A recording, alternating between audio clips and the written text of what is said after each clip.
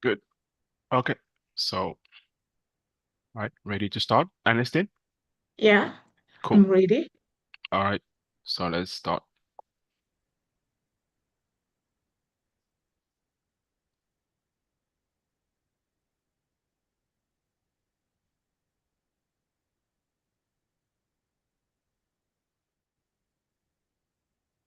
All right.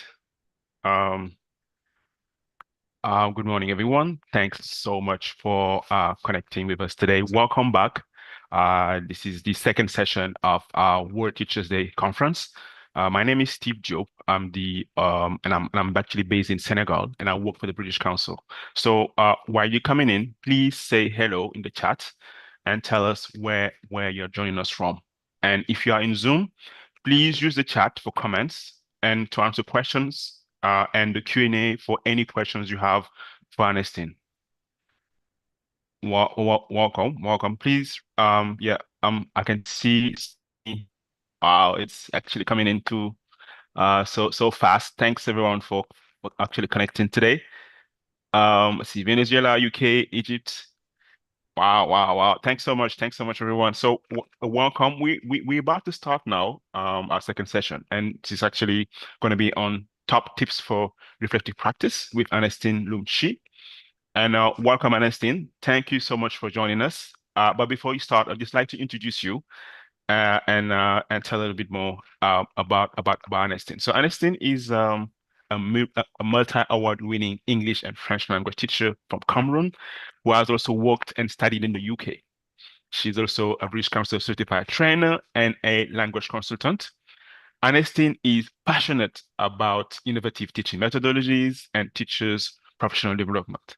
Ernestine also gave a talk using emoji to help develop writing skills at our Teaching the Four Skills webinar event in November 2025 last year. So welcome, Ernestine. How are you? How are you today? Hello, thank you, Steve. I'm happy to be here and I'm good. Thank All right, you. awesome. So please share your screen now and let's get started. Okay, thank you.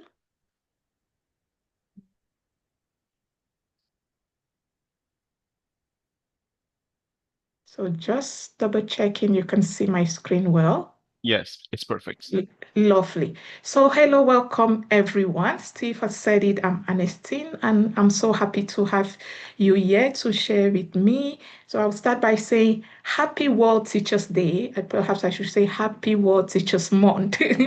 So welcome to this session on tips for reflective practice. So in this session, we are going to be looking at what reflective practice is, why it is important, and how we can engage in reflective practice. In discussing the how, we will look at the processes and we will also look at the tools we could leverage to reflect. So let's get started with the first question. What does reflective practice mean to you? Please tell me in the chat. Thank you.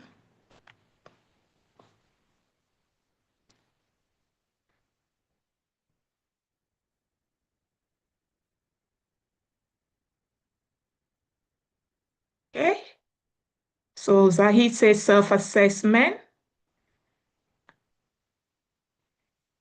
They're coming in quite quickly. uh, Going over success. Landa says self-assessment. Great. Stephanie says thinking about your teaching.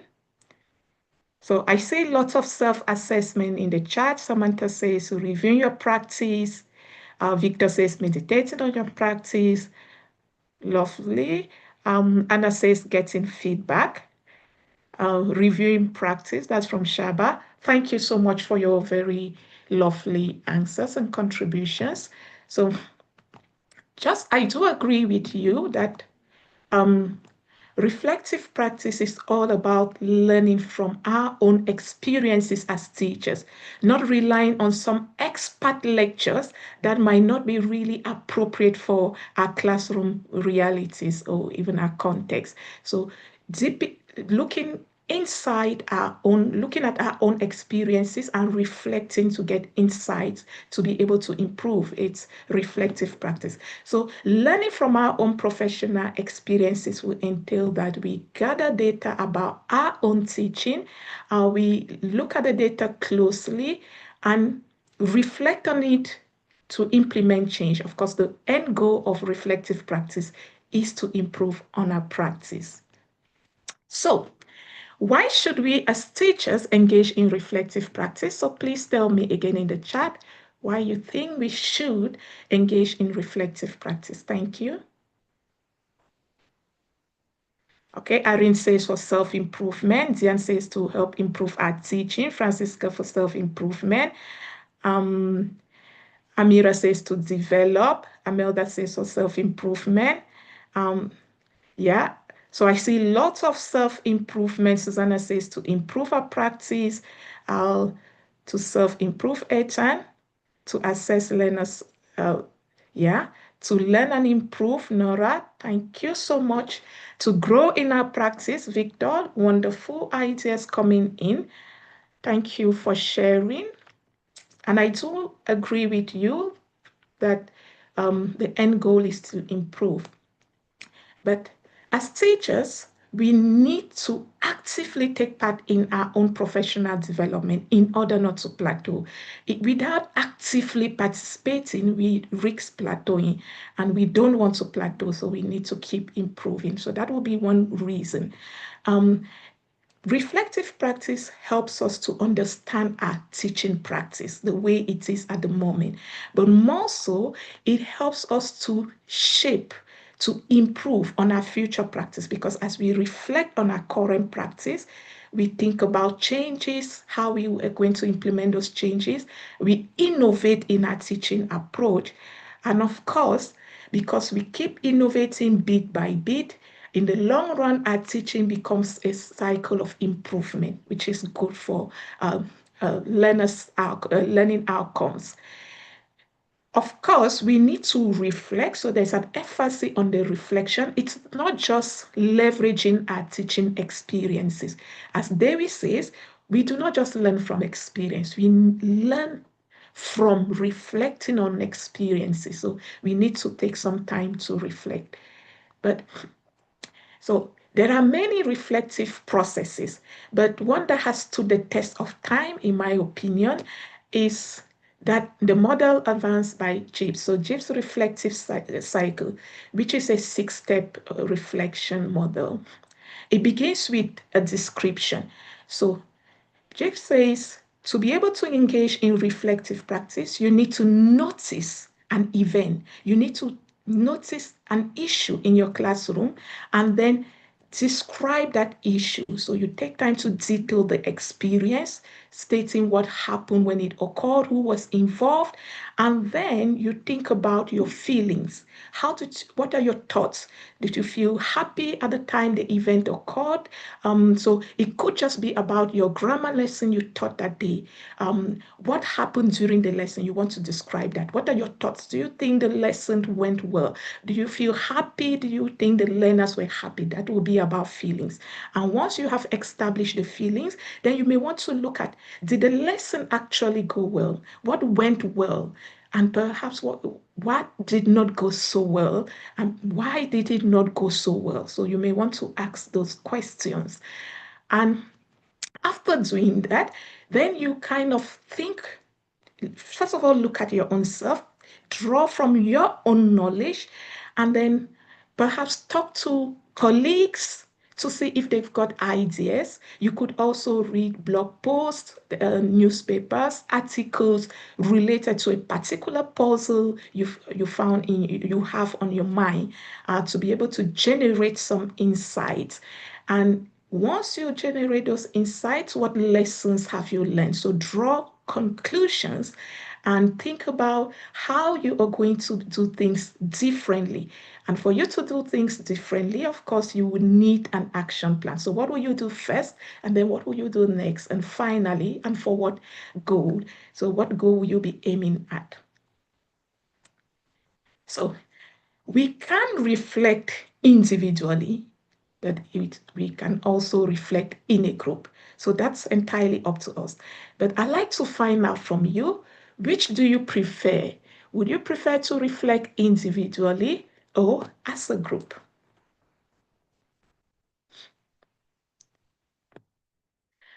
Okay, Nora says as a group, Natalia says both, Asa says individually, Paul says both, Andrea says as a group, DP says as a group, Nora says both, wonderful. So individually, both, they are coming in, and I think it's great. It's an issue of individual preferences. But I'm just curious, what could be the potential benefits of reflecting alone or individually?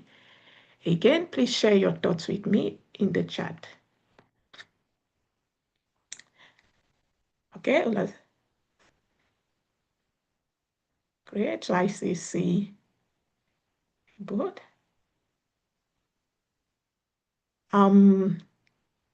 Okay, Ruth says in a group she can be individually, she's honest. That's good.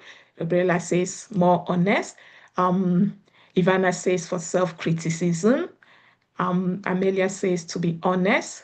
Ame says to see individual weak points. Samuel says more focus. Amsa says to be honest. Great. So reflecting in a group will enable them to self-critique, to be honest. Wonderful. I do agree with you. And if I may check for those who said both or individual or in groups, what could be the potential benefits of reflecting as a group? Again, please share your thoughts via chat. Okay. Esonta says you can identify. Okay. Roger says it gives you more suggestions. You learn from other people's experiences. That is Diane. Malika says for more collaboration. Khadija says to allow for a sharing of experiences. Samuel says to better understand from other people's perspective. Max says to get feedback from others. Mohammed says for different perspectives. So lovely. Raja says for common ideas. Tesfaye says for collaboration. Quite interesting ideas. Thank you for sharing.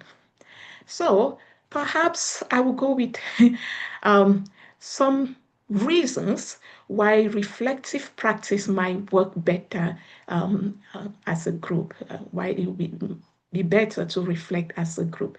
So one of the reasons is that it reduces the possibility of overload and potential burnout. So when you reflect as a group, you might not feel overwhelmed because you get some form of material, emotional support also. So that could be a potential advantage. Another thing is that while reflecting alone as an individual is good, there are some things that you might overlook. So you might think it's not really important, or you might not just want to get overwhelmed with some things and then you think they are little things, they are minor, and you may want to focus on the major. Whereas these minors could actually be trapping down the majors, they could be linked directly to the major things. Also, when you reflect in a group, it helps to broaden your understanding because you have different perspectives. You look at the same thing from different points of view. So everyone is making contributions, and of course, from their own point of view, from their own perspective. And it allows for synergy of expertise. So everyone is sending contribution, ideas, which strengthen the reflective practice and make it more impactful. Great. Now let's talk a bit about the tools we could use, whether we are reflecting alone or as a group. So the first tool, before we get into looking at the tools, maybe I'd like to find out from you the tools you use to reflect on your teaching practice. Again, please do share via chat. Thank you. Okay, Victor says questionnaires. Julia exit tickets, radio observations, Nura videos, Tesfaye notes, Amira videos, You can have meditations, Keisha blogs, Miriam group discussions, Ruth questionnaires, Naji's recorded audios, May journals. Okay, Nora asks students, Spider via online platforms. Well done. Thank you for sharing your brilliant ideas. And of course, I do agree with you that all of these tools are useful, but we'll be looking at tips for using these tools. So just as you suggested via chat, one of the tools we could use is a journal. And the advantage of using a journal is that writing in itself helps you to reflect. So it begins the reflective and analytic process because as you write, you clarify your thinking and your beliefs, and you're able to monitor your progress over time. So you could keep a manual journal, so using pen, paper, or diary. You could also keep a digital one. So typing your thoughts in a Word document and perhaps leveraging the dictate function on Microsoft or other AI tools to help you type faster. And if you are keeping a journal as a group, you may want to share a document where everyone inputs their ideas. The advantage of keeping a journal is that it can be revisited at any point in your career. And yesterday, I was just looking at one of my journals, which is now over 80 pages, very old. I started keeping it in 2019 for the British Council English Connect project running in Cameroon. As a master trainer, I looked at it and I've just been adding bits of ideas. And from time to time, I go back there and it's really enriching. Another tool that we could use are recordings, and the recordings could be audio or visual. The good thing about recordings is that they provide authentic data, which is very valuable either for your self-reflection or reflection as a group. As an individual, you could use audio to monitor your talk time. You could look at different incidents. Oh, yeah, so really useful. But how do we manage the recordings? You won't record your whole class. That's going to be a lot and to watch and perhaps really appreciate, analyze, and critique. So you may want to record key moments, having decided the focus. So you need to decide the focus and then record key moments related to that particular focus for your reflection. And when you could watch this later on, alone or with a group of reflective teachers. But while you watch, you need to not just pay attention to the verbal, the language, what you say or the students say. You need to pay attention to non-verbal communication. So you may want to notice your own body language, learner's body language, your pacing, pausing, clarity. And as you do that, also identify blind spots as you watch. So a major advantage of recordings is that especially for group practice, it mitigates the constraints of having all the reflective peers together in one place at a given time to observe. So the recordings could be shared and then they could do the analysis from the comfort of their homes. And of course, because recordings provide evidence, feedback is more likely to be accepted because you can actually say at the third minute, Anestin, if you look, and then Anestin can look at the third minute, watch the third minute again, and you see the feedback is relatable because it's evidence-based. We could also use students' feedback for reflective practice. Students' feedback is very valuable for enriching our perspectives. It's very, very important, especially when exploring critical incidents in the classroom. There are some things that you may not understand or see at surface level as a teacher, but when you speak to students, then you get a deeper understanding of the event or the experience. And we could collect feedback by using exit tickets. Pools or quick reflections where you ask learners to write short sentences. But you could also organize focus group discussions where you probe, you ask questions, listen attentively to get learners' feedback. Another strategy we could leverage is peer observation. So, of course, you have your view, but maybe a third party's view is going to enrich your practice. So it's worthwhile inviting a colleague to observe you in action and to provide feedback. But for you to successfully or make this meaningful for your practice, you need to take a few things into consideration. So first, together with the observer and observee, need to discuss the focus of the observation. They don't just have to walk into your classroom and watch a 55 minutes lesson. That's going to be too long, and then it won't be really focused. The reflection will be vague. So what do you want them to focus on? Do you want them to look at how you're managing time, or maybe how you're monitoring, or perhaps how you are setting tasks or giving instructions? So choose the focus. And of course, for each reflective session, there should be one focus only to make it manageable and effective. And once you have decided on the focus, it will be worthwhile to prepare a checklist to help the observer observe effectively. So prepare and discuss the checklist. The discussion of the checklist is very important because it helps the observer and observee to have a common understanding of the checklist. And this is going to enrich reflections. And at the end, please reflect and share ideas together. It won't be the observer teaching the observee, or it won't be the observer passing on bags of tricks to the observee. You want to share and reflect together collaboratively so that it doesn't seem like a supervisor-supervisee kind of relationship.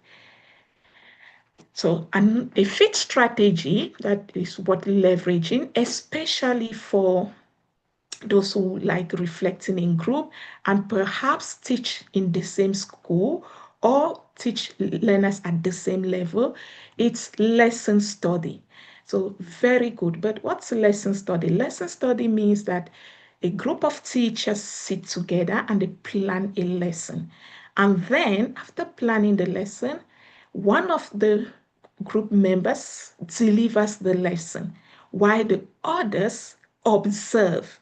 And while they observe, they need to record evidence of what went well and what didn't work so well with the lesson. But in recording this evidence, they need to focus more on the lesson than on the person delivering the lesson so that it doesn't become judgmental. Remember, the focus, the center should be the lesson. And post-teaching, so after teaching, the group will sit together and use the evidence from the observation to improve on the lesson. And then perhaps the other teachers could go and teach this lesson in their classroom. They would have improved on it and made it better. And also reflect on that after to see if it worked better than the first time. So, lesson studies are particularly advantageous because they allow for experience sharing before the lesson and also after the lesson. So you reflect for action, but you also reflect on action, which it's very interesting. And perhaps the last two I will share for today, there are many other tools. It's cooperative development, which is an idea developed by Julian Edge. So it's a structured process where two or more practitioners or a group of practitioners work together to reflect on their professional practice. Now, how is cooperative development managed, or how should it be managed for it to be effective? So, the first thing is it needs to be non-judgmental. And because it needs to be non-judgmental, the actors should focus on active listening and guiding the teacher to explore their own teaching. So in cooperative development, we've got a team with two roles. So one person is a speaker and the others are understanders. So, oops, sorry. Yeah, one person is a speaker and the others are understanders. So I would say the speaker is the person the teacher will sit on that hot seat for that day. So the speaker, if you're a speaker for a cooperative development session, it means you'll be sharing an issue from your class or perhaps an experience or a puzzle. And then the reflective peers who will be serving as understanders will have to listen carefully. Then they have to ask probing questions. They have to help. The goal is to help the speaker to clarify their own thoughts and to seek answers within themselves. So, some key principles of cooperative development. It's that it's based on equality. So speaker and understanders are equal contributors and learners in the process. The role of the understanders is to help the speaker unpack experiences more deeply. It is not to teach the speaker how they should do or what they should be doing. It is to help them tap from within as much as possible. So the understanders are learning from the speaker's experience and even from the speaker's insights, and the speaker is benefiting from the understanders probing, which helps the speaker to tap into their own knowledge and perhaps gain some ideas from the understanders. So it has to be non-judgmental.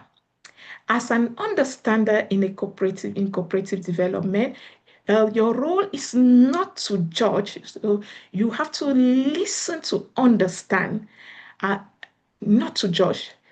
Listen to understand, not to give an evaluation. So the role of the understander is to support, to help the development of the speaker.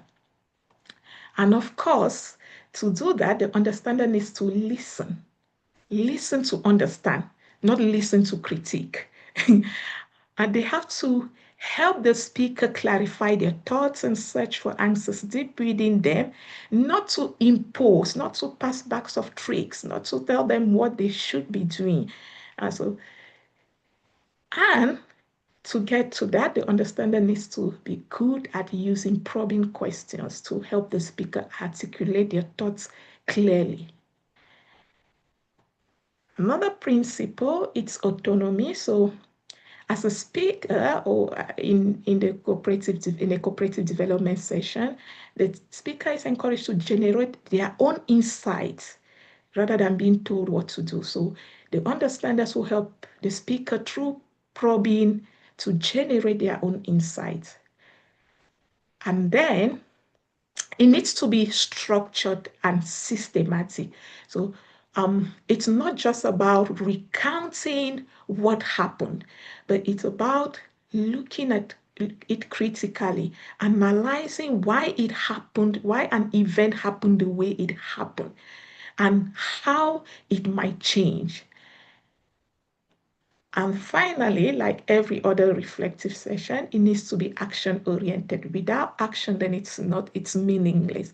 So there needs to be clear strategies at the end for the speaker to move forward. That is what will make reflective practice practical and impactful.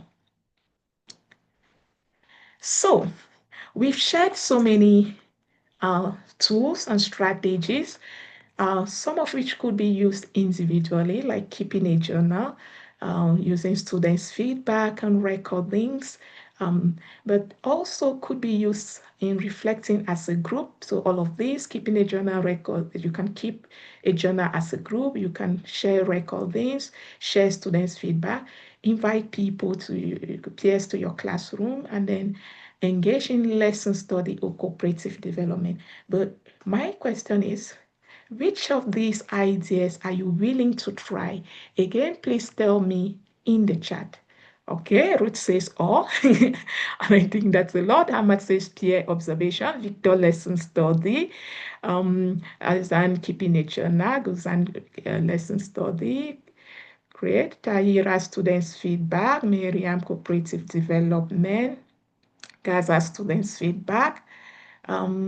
Fatima, or great. I am man, or Amira, lesson study. Yeah. So really wonderful ideas. Great. In as much as we are willing to try all of these ideas, what are some of the things we need to keep in mind to avoid potential burnout? So I like to say the first thing to avoid burnout is to keep reflective practice simple. Try to keep it simple, but make it consistent. So as we know, small and regular actions are more impactful and more productive than irregular actions. So keep it simple. It shouldn't be broad. Choose a specific focus. So, and for each reflective session, set SMART goals. So do not just say, I'm going to look at my lesson for today. That's too vast an ocean to venture into. You may want to focus on something about your lesson. Is it the task setup? Is it time management? Is it monitoring? Is it questioning techniques? Maybe giving instructions? And then for that small target, set goals and ensure that your goals are smart. Now, when we say set smart goals, we mean um, identify that specific area you want to focus on, to reflect on. And once you have decided what area you want to focus on, so I will give an example. So, for example, in my reflective session, I would like to focus on lesson planning to identify perhaps why timing often overruns.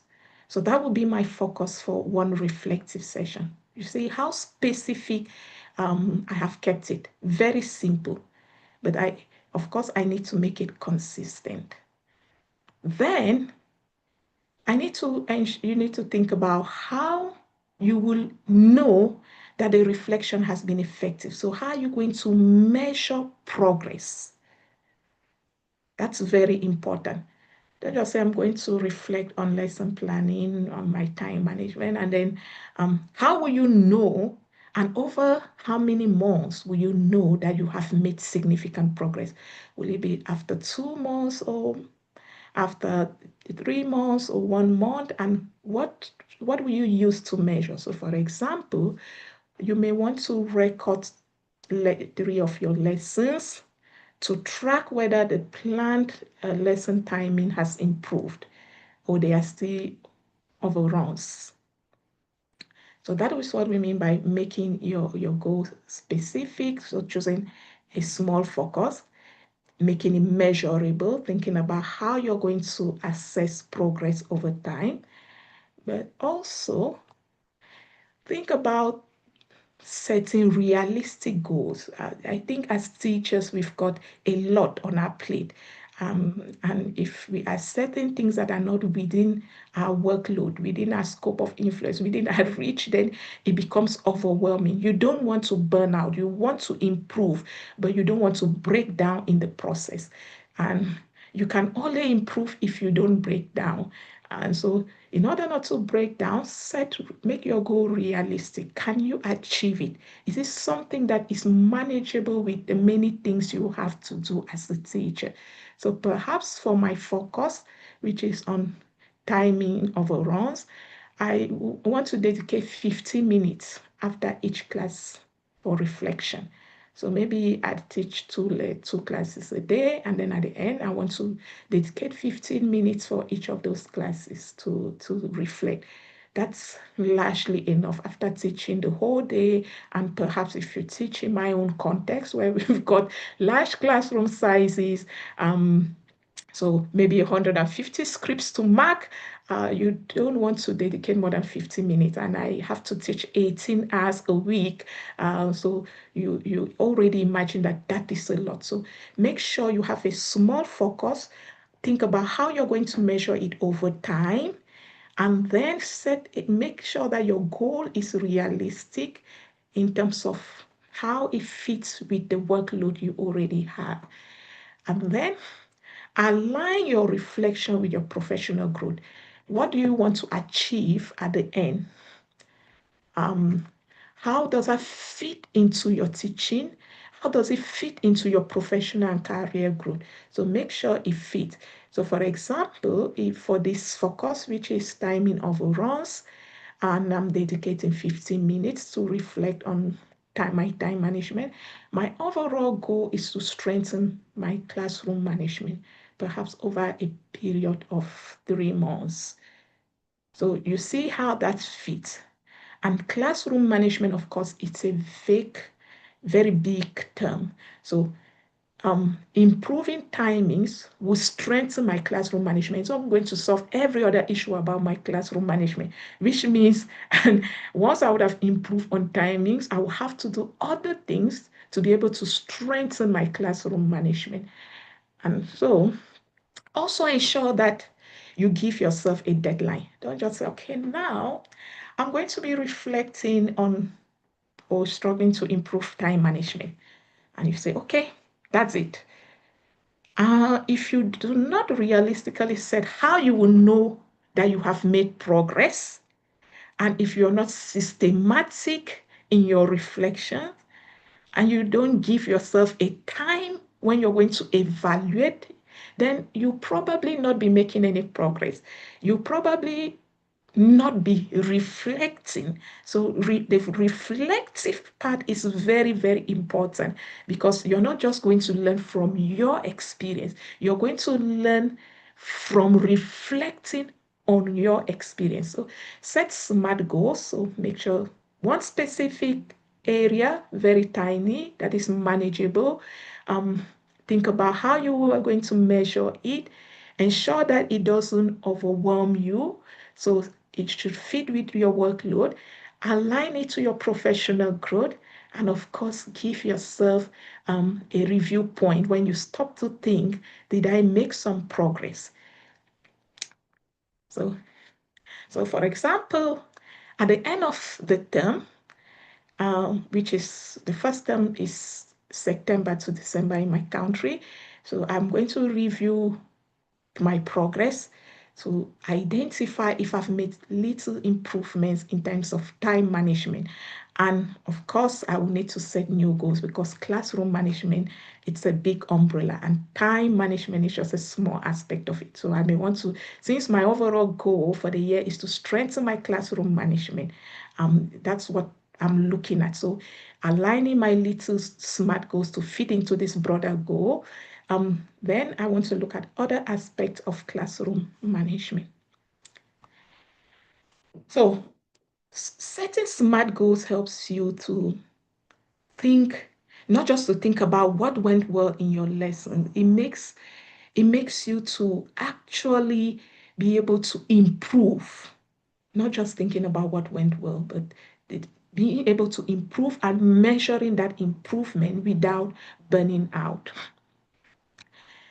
After reflecting, it's important to act. If you do not act, then it's as good as not reflecting. So what will be your plan of action post-reflection? What will you be doing differently? So you need to think about that. And please, in as much as we want to improve, remember that reflective practice is not an assessment. So you are not evaluating yourself. Even if you're reflecting alone, avoid being judgmental. Do not criticize yourself. And of course, if you're reflecting in a group, avoid being judgmental towards others. It's not an assessment. So, and it's not just about fixing problems. It's also celebrating successes. So, if I go back to my um, uh, target for this term, which is improving time management in my classroom. Perhaps my overruns used to be 15 minutes.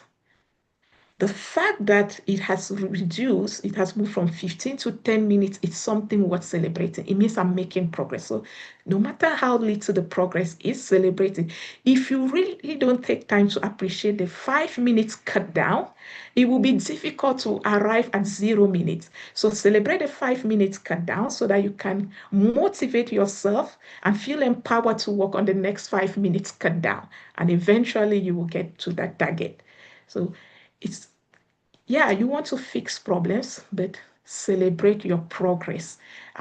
It serves as a form of motivation. And of course, use the tools that work for you. We have discussed so many tools. There are many others like action research. If you find action research too overwhelming, use journals if that's what is going to work for you. If you think it's cooperative development, go for it. So just make it practical, make it work for you, make it less of a burden to you. So in preparing this session, I looked at a number of references, which I have a reference list here. And I would say thank you so much for your active participation. Thank you for listening, and you can join me on LinkedIn. Hello, Steve. Over to All you. right. Thank you so much, Anestin. This was actually very fantastic opportunity to sort of go through uh the what's of reflective practice, how to actually do it, and why, which is also actually important. So I appreciate your presentation. So could you just stop sharing slides? Okay, you've stopped sharing slides now. So we will actually engage with our audience for some questions. We have some questions ready. But I would just like to invite everyone, both on Facebook, on YouTube, but also here on Zoom, to ask questions to Ernestine, as we have about 15 minutes to go. But I would just like to just start with one question that we got from Facebook earlier, and this is actually linked with student feedback. So the question is actually from um, Abd El Munaim, and he's asking, how do you get effective feedback from learners? Lovely question. So I'm going to say people speak, or we as in human beings, we have the tendency of saying our mind when we are not seen or heard. So while there are things you could organize focus group discussions with your learners to talk about, there are other things you may want them to, they might feel comfortable just saying it anonymously. So I'm going to give some tricks I've used in my classroom. So I've got a suggestion box in my classroom. It's there. And in my context, I don't have a fixed classroom like this is my classroom. So I go into every other classroom. So, but I carry my suggestion box with me. So once I get to class, I leave the box there. And I notice over time that my learners don't go to that box while I'm in class. So they never put anything there. So I make it a duty to sometimes bring back the box to their classes during break and leave it there. And sometimes after class, so after 3:30, I just leave the box in the classroom. Then surprisingly, the next day I don't have a lesson with that particular class, but before I come, my box is full. So they've come early in the morning, or perhaps they stayed after 3:30 and wrote things and put in the box. So you may want to make it anonymous. And of course, within the group, there are some learners who are outspoken. Once you've analyzed the anonymous feedback, you may want to pick the ones that are outspoken for focus group discussion to help you understand if need be, because there might be some issues you really wouldn't understand until the learners explain it to you. So that will be my little trick, using different methods and perhaps giving them opportunities to use anonymous strategies. Awesome. Thanks so much for that answer. So let's come back to Zoom now. We've got two questions from Fiona, but I'm just gonna ask the first one. And Fiona is asking, how can we guard against group reflections actually becoming rather performative? Great, lovely. That's the fear with our group reflection, because it might become performative, evaluative, and very judgmental. So perhaps I like to say it's good to go with people who are like-minded. So what are your goals? Who are you looking at? Do you have the same perspective? What is the person seeking to achieve? Now, I would want to differentiate between my reflective practice group and my department at school. So in my school, we've got a department and we need to reflect as a department. But do the goals seem the same? I don't think so. So you may want to have a group of peers whose goals align with yours. And it's very important to establish the rules of the game from the start. So this needs to be non-judgmental. What are we looking at? What is going to be our goal?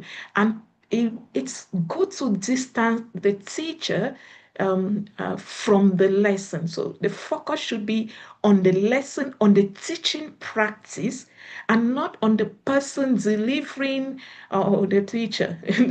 So if once we establish those principles, those rules from the beginning, and we kind of abide by them, especially with people who share our goal, our passion, then I think it will work better. So I would say it's good to have a healthy reflective group. Of course, I do understand that in school, we want to reflect as a group. And of course, because there are no rules established, it becomes more of an evaluation. I've worked as head of department, so I know what the administration expects of me. They expect Yeah. that at the end of an evaluation, of a reflective practice session, I'm wondering if it's actually reflective. I should write an evaluation about Steve's performance. And so I will be asking Steve, why did you not give this? Why did you give 5 minutes to the learners? You should have given 7 minutes. So it becomes prescriptive, which is not the Oh, okay. goal. It doesn't help the teacher to develop. And sometimes it kind of closes the teacher and even makes them worse than they were. Mm. So the goal of reflective practice is to help improve the teacher's performance, is to help the teacher build confidence in themselves. And so setting principles, rules of the game from the beginning and really sticking by them is key to ensuring that it doesn't become prescriptive. Okay. I'm Okay. wondering if I answered. Because I'm actually interested in actually knowing. So do you think now the goals should be set by the teachers themselves, outside of what the administration may recommend? Great. Exactly, because it's a No. teacher who is involved here. It's their well-being Mm. that is at stake. So it should be set by the teachers themselves. So if you're thinking of reflecting as a group of four, then set the rules of the game. Four of you. Don't copy rules that have worked for another group. Yeah. Would those rules work the same for you, for your Mm. context? So try to set rules that are realistic for you, for your context, and align with your overall target for that year, the academic year. Yeah. Okay. Thanks. I guess we got some good answer from for Fiona. Now let's move to the next question now from Ruchi. Um Actually Akam. Akam is asking what makes the teacher not implement reflective practice? Okay. Any idea? That's a Great. difficult And I question. think I think we just mentioned it, Steve. One thing that will demotivate a Yeah. teacher will be once the reflection is judgmental. Yeah. It kind of blocks them and they are no longer open. So if I too invite you to my class today, Steve, as an observer, and then perhaps I said for this observation session, I would like you to focus on my questioning techniques. And instead of focusing on questioning techniques, you fill the checklist or you write feedback about maybe how I was monitoring or not monitoring. Mm. Maybe my language wasn't really good. I made a mistake here. Instead of saying Oh, they okay. help, I said they helps. Then I begin to feel Uh, that you've come to teach me. And next time I won't mm, want to invite you to my class. And yeah, so judging the teacher kind of it's very demotivating. Another thing is the teacher needs to actually see that they are making progress in the process of reflecting. So if I do not feel that I'm making any progress, I'm benefiting from the group, then it's not worth the time. But if we come, and that's why I think the target should really be small, smart goals, one fixed problem per time. Um, if we come and we discuss something about questioning techniques, or task setup, and then I benefit a new idea and I try that idea and it works, then I want to come again. But if we come and then we are having coffee chats, we are jumping from the horse to the stage, that it's Okay. not really going to help me, then I wouldn't be able to continue. So I think first thing, it shouldn't impact the well-being of the teacher, and Mm. next it should help the teacher should feel they are making progress thanks to it. Okay. Because I've got another question that's actually going to be complementing what you just said. It's actually from Marlies, and Marlies is asking, how do you deal now with negative feedback, both from your peers and students? Lovely. And that is interesting. If you are not ready to improve, then reflective practice isn't really for you. And as teachers, we need to keep improving. And one way to improve is to be open to feedback. And feedback is not praise. I'm not sure the word feedback means praise. It means being honest and frank about performance. But now there's a difference between focusing on the action and focusing on the person who did the action. So if we make that distinction, if the feedback focuses on the action and not on the teacher, especially with some evidence provided and then some support, then that is really good. So it doesn't just need to be the feedback, especially when it's between peers. It doesn't just need to be the feedback or the critique. It needs to be with some form of evidence. So and some support. So perhaps um, you did not use, if it's about questioning, you did not use question question checks. How do they say? See, concept check questions. That's what I'm looking for. You did not use concept check questions, and then see if the teacher knows how to formulate the concept check questions. You may want to give examples of concept check questions they would have used or proposed where they could read more about check questions and maybe the art of giving instruction. So it needs to be the critique, but some support. And of course, you want to sandwich your feedback. So when I say sandwich, you want to give the positive. You know, it's always good to start by motivating. Don't just criticize. You want to start by really critiquing what was good and then what was not so good. What are the areas for improvement? What are some suggestions for improving? And yeah, it helps the teacher to move forward than just criticizing. Okay. All right. That's really good. I've got because there's a focus now in the questions around time and the impact of time and how it affects teachers' well-being. So I'm just gonna put some questions together. So the first one is really about um the fact that reflective practice actually consumes a lot of time Mhm. and how teachers can manage that. And on the other side of well-being, what does actually burnout really means, and how can teachers avoid burnout when engaging with reflective practice? Lovely. Those are really interesting and challenging questions. So I'm going to start with with time and yeah, its impact. Of course, I did mention if you work in my kind of context with large classroom sizes and in very remote areas, because I do work in a remote area. I don't work anywhere close to to a city.